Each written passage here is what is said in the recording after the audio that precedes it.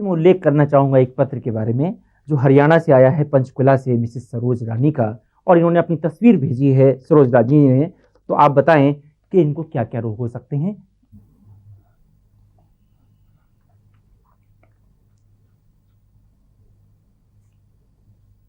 आपने रोगों के बारे में पूछा है।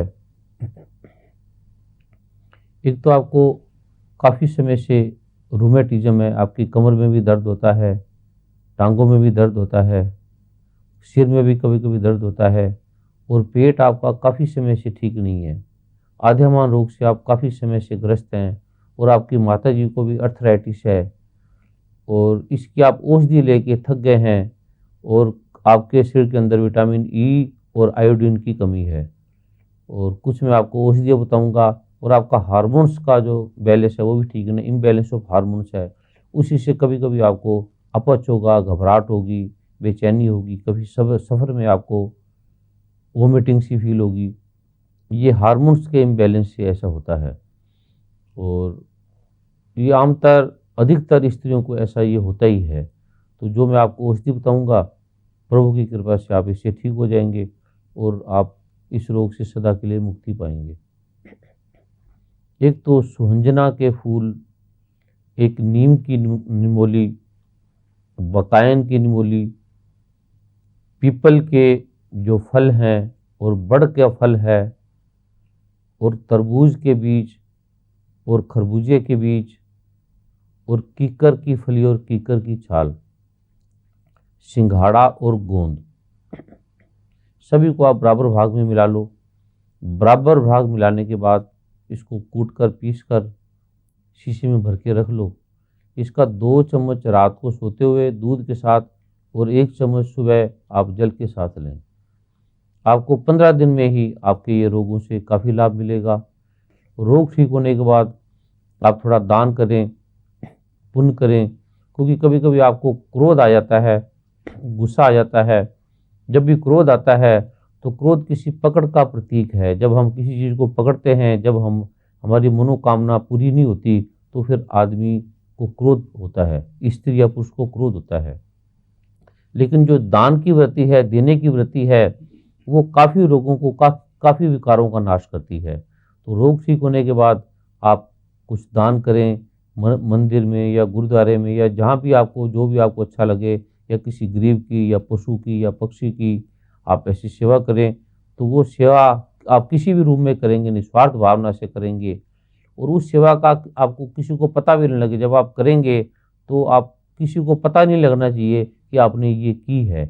गुप्त रूप से जब आप उसको करेंगे तो फिर प्रभु और भी प्रसन्न होते हैं, क्योंकि जब हम किसी चीज़ का प्रकटन करते हैं तो वो सेवा नहीं कहलाती, वो फिर व्यापार कहलाता है। उसका फिर हम जो प्रचार के रूप में फल ले लेते हैं, तो वो भी फिर रोग को पैदा होने में, रोग को घटने में वो बाधा बनता है।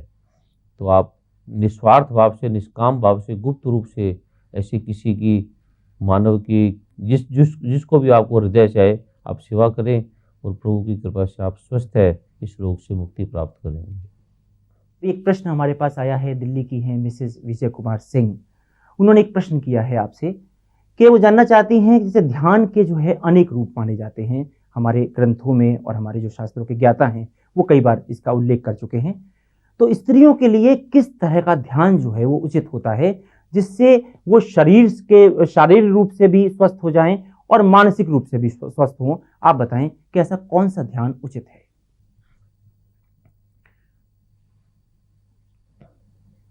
वर्मा जी, आपने काफ़ी अच्छा मिसेज विजय कुमार सिंह का बड़ा महत्वपूर्ण प्रश्न किया है। पूरे विश्व में स्त्रियां ध्यान की, स्त्री पुरुष ध्यान की अनेक पद्धतियां, विधियां अपना रहे हैं। ये ऐसा महत्वपूर्ण प्रश्न है कि शायद ही कोई स्त्री या पुरुष हो जो ध्यान किसी न किसी रूप में ना करता हो।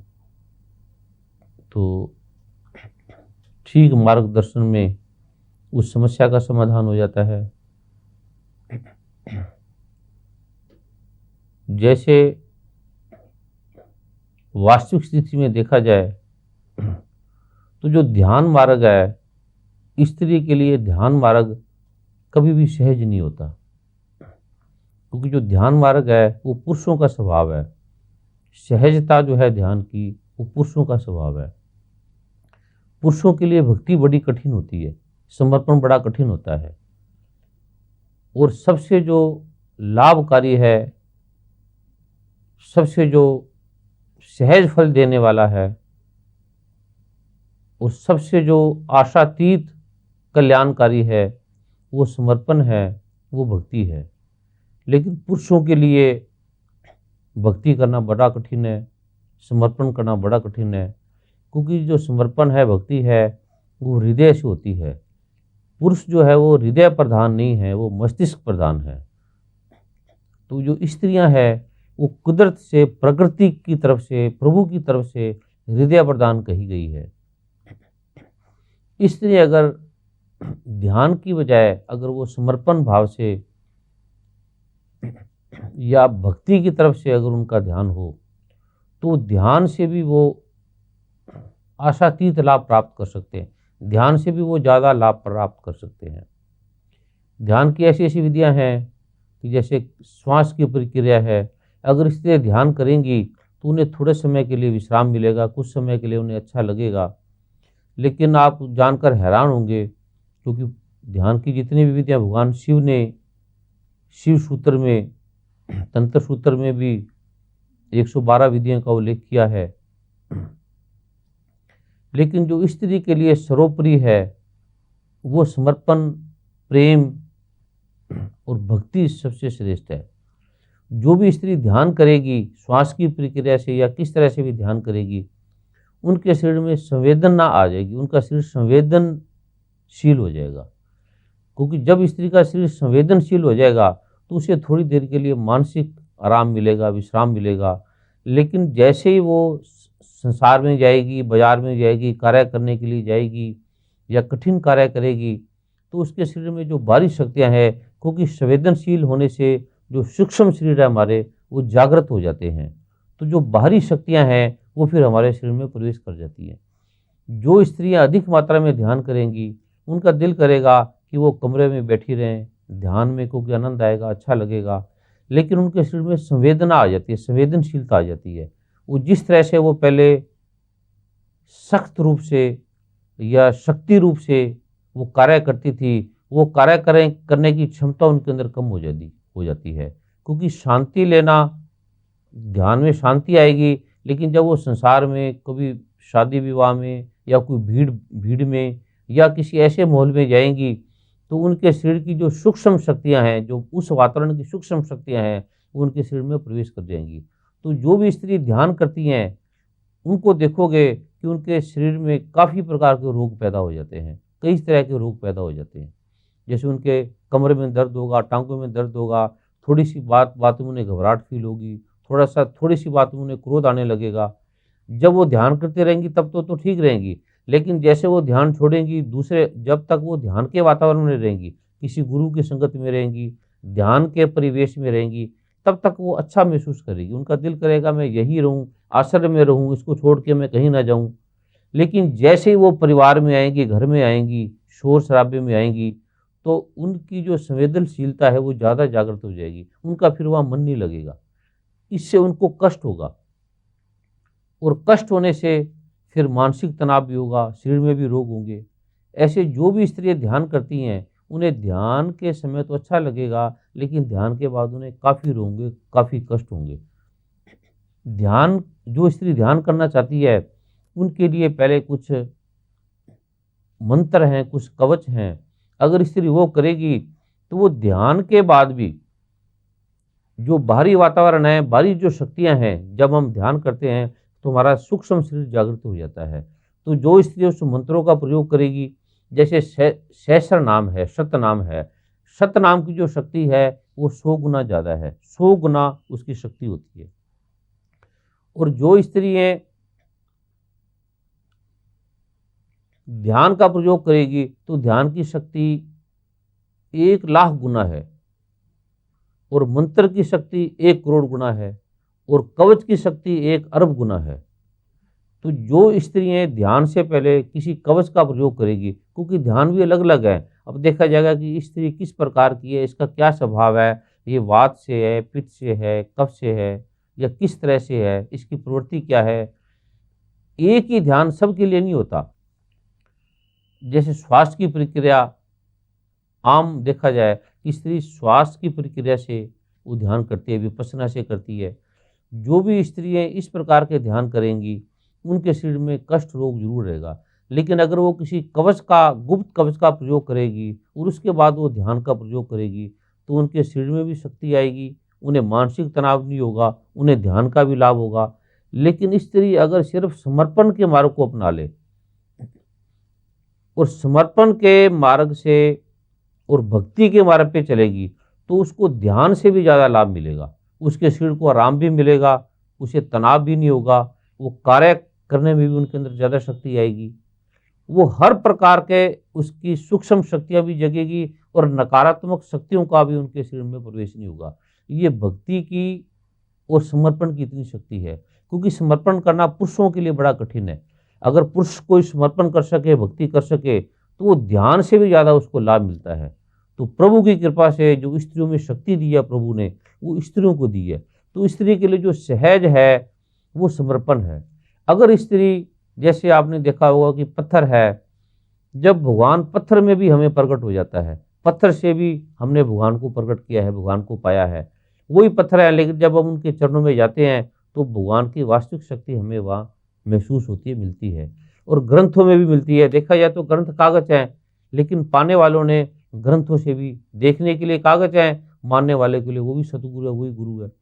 तो जब कागज में, पत्थर में, मिट्टी में हमें परमात्मा का अनुभव हो जाता है, तो जो साक्षात परमात्मा है वो मानव है, वो परमात्मा ने जो बनाया है वो मानव को बनाया है। और स्त्री के लिए जो सबसे करीब है उसका पति होता है, क्योंकि स्त्री अपने माता पिता को सब कुछ नहीं देती, लेकिन अपने पति को सब कुछ दे सकती है, ऐसा सहज उसके लिए वर्ती है। जब स्त्री पत्थर को भगवान समझ के और उससे फल प्राप्त कर सकती है, तो अगर वो पति को साक्षात परमात्मा स्वरूप समझ ले, चाहे उसका पति कैसे भी, अगर ये प्रयोग भी कर ले, चाहे उसका पति अच्छी है, चाहे बुरा है, चाहे खराब है, अगर ये कोई स्त्री प्रयोग करके देखे और समर्पण कर ले तो उसका खराब पति भी ठीक हो जाएगा। लेकिन वो निष्काम भाव से करे, बदले की भावना से ना करे। अगर वो निष्काम भाव से करेगी, उसके पति में चाहे कितने भी ऐब हैं, कितने, जब प्रभु की शक्ति पे उसको भरोसा आएगा। अब मीरा को देखो, लोगों ने कितना प्रताड़ित किया, मीरा के लिए क्या क्या नहीं किया उसके पति ने, उसके रिश्तेदारों ने, कि ये किसी तरह इसकी हत्या हो जाए। लेकिन जो उसका समर्पण था, प्रभु की भक्ति थी, वो उसने किसी भी चीज़ को, हर बाधा का उसने सामना किया और सब बाधाओं का अंत हो गया। ऐसे अगर स्त्री पति को समर्पण कर दे, आधुनिक युग अलग है, आधुनिक विज्ञान अलग है, क्योंकि आधुनिक युग है वो पाश्चात्य संस्कृति पे आधारित है। जो विदेशी स्त्रियाँ, कभी विदेशी स्त्रियों को समर्पण सिखाया नहीं गया, वो समानाधिकार, वो कहते हैं कि जैसे मैं हूँ ऐसे पति है। इसलिए जो विदेशी स्त्रियां हैं उनको कैंसर है, ट्यूमर है, रूमेटिज्म है, अर्थराइटिस है, माइग्रेन है, ये सारी बीमारियां उन स्त्रियों को होगी जिनके अंदर अधिकार की भावना होगी, बल की भावना होगी। जिस स्त्री के अंदर समर्पण की भावना होगी उन्हें कभी रिंकल्स नहीं होंगे, रूमेटिज्म नहीं होगा, अर्थराइटिस नहीं होगा। ऐसे ऐसे अनेक रोग हैं, क्योंकि उससे हमारे शरीर में संवेदनशीलता भी आएगी, फ्लेक्सिबिलिटी भी आएगी और मानसिक रूप से अवसाद भी नहीं होगा, क्योंकि समर्पण से स्वाभाविक स्त्री हृदय में जाएगी और हृदय से वो नाभि में प्रवेश कर जाएगी। तो नाभि में जो स्त्री प्रवेश करेगी उसे भारी रूप से कोई भी रोग आक्रांत नहीं कर सकता। परम पूज्य महाब्रह्म ऋषि श्री कुमार स्वामी जी नामक कल्पवृक्ष ने भारत में ही नहीं पूरे विश्व को अपनी कृपाओं से कृतार्थ किया। वेदों के शास्त्रोक्त बीज मंत्रों के प्रभाव को देश विदेश के बुद्धिजीवियों ने भी स्वीकारा। 2 मई 2011 को यूएस के न्यूयॉर्क सीनेट ने निर्विरोध प्रस्ताव पारित करके परम पूज्य महाब्रह्म ऋषि श्री कुमार स्वामी जी को सम्मानित किया। On the resolution, all in favor signify by saying aye. Opposed? The resolution is adopted. Nassau county के असेंबली हॉल में आयोजित एक भव्य समारोह में सीनेट में निर्विरोध प्रस्ताव पारित करके 29 अप्रैल को ब्रह्मर्षि श्री कुमार स्वामी जी डे घोषित किया गया। इस प्रकार देश विदेशों की सांसदों ने कृतज्ञ भाव से अनेकों पुरस्कार, angel of humanity, pride of world, happiness, health and piece ambassador award इत्यादि से सम्मानित किया। विश्व के शक्तिशाली देशों ने अंततः बीज मंत्रों की सनातन शक्ति को स्वीकार कर ही लिया। परम पूज्य महाब्रह्मर्षि श्री कुमार स्वामी जी केवल आध्यात्म से ही नहीं वरन दैवव्य पार्श्व चिकित्सा और अभिमंत्रित औषधियों से भी असाध्य रोगों का निवारण करते हैं, जिसका आधुनिक मेडिकल साइंस के पास कोई इलाज नहीं है। परम पूज्य महाब्रह्मर्षि श्री कुमार स्वामी जी को लोगों के चित्र देखकर रोग विश्लेषण एवं उनके समाधान हेतु all India Hakim Ajmal Khan award और बेस्ट आयुर्वेदिक फिजिशियन अवार्ड से भी सम्मानित किया गया।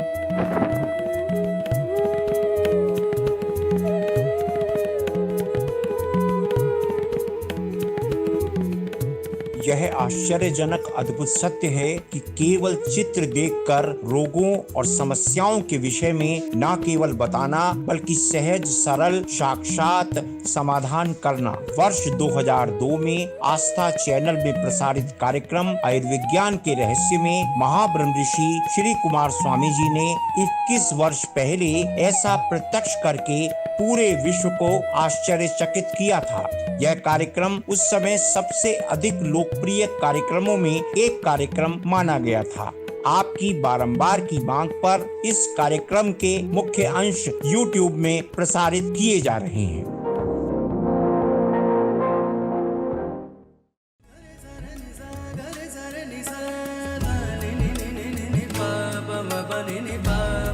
Sa